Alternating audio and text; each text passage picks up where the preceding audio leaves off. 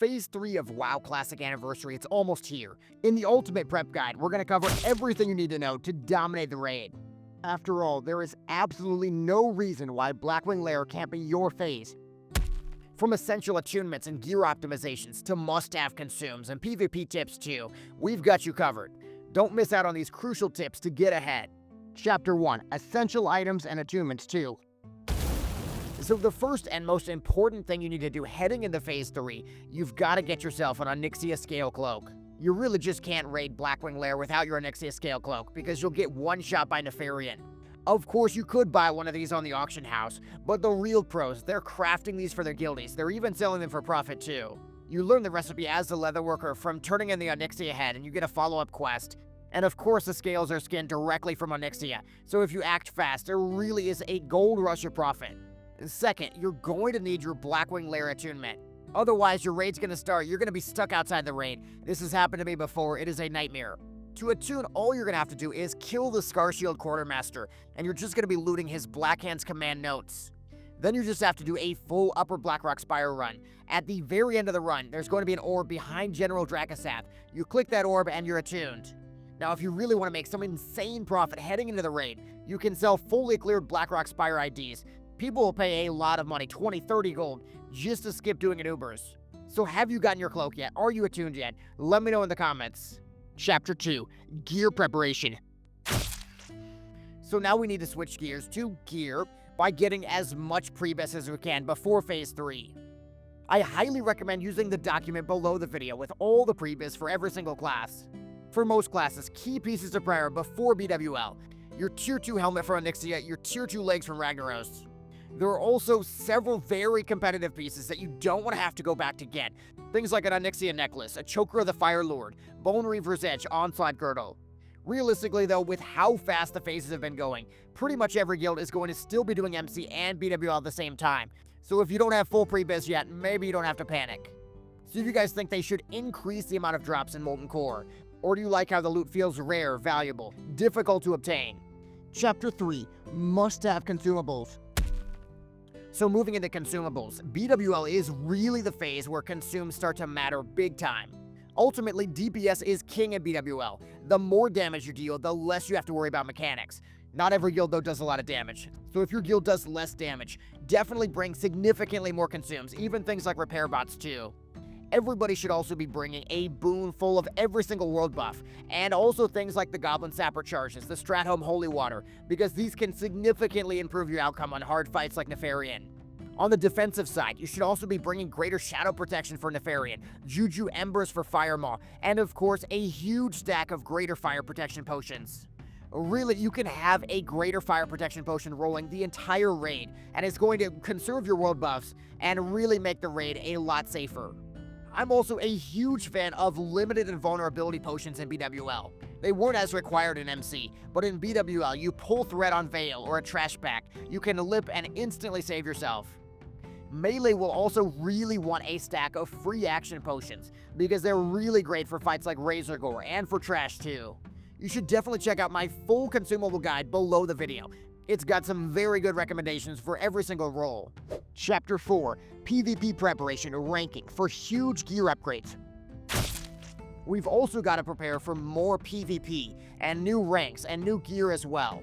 With rank 11 being the current cap and the end cap being 14, it is very likely Phase 3 will be upping that cap to at least a minimum of rank 12 BIS gear, and even possibly weapons as well. The single best thing you can do related to PvP is to push as close to rank 11 as you can right now, because that's going to really position you well for those higher ranks.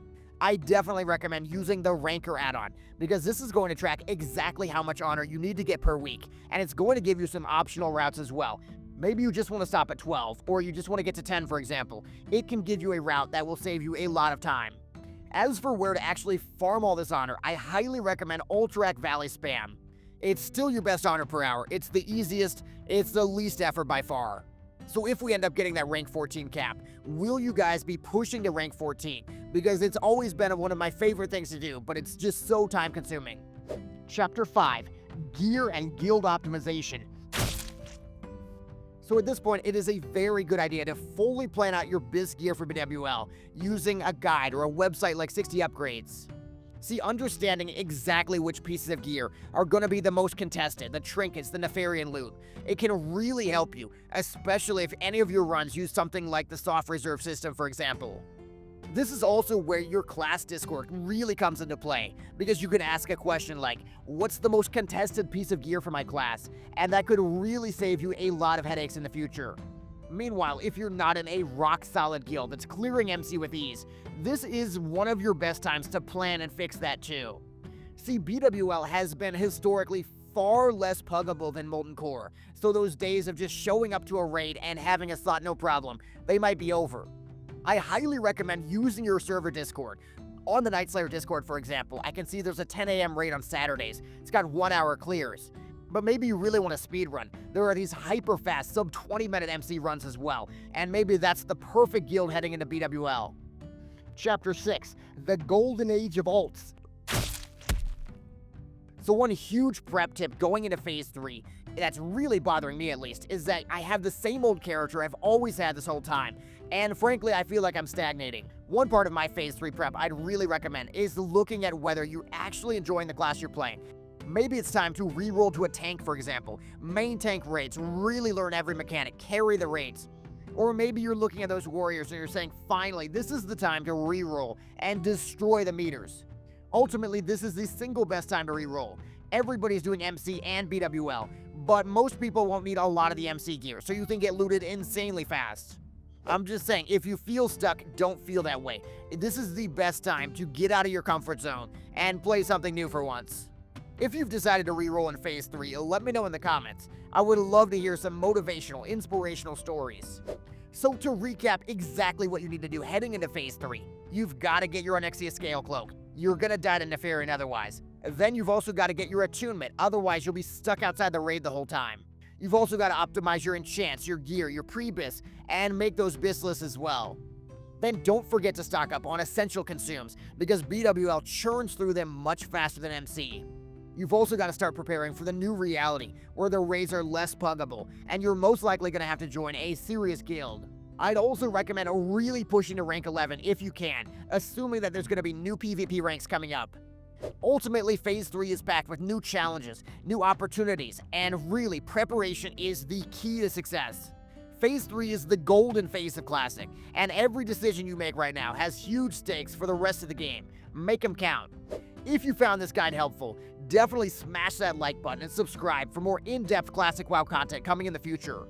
Also, don't forget to share your prep tips in the comments below.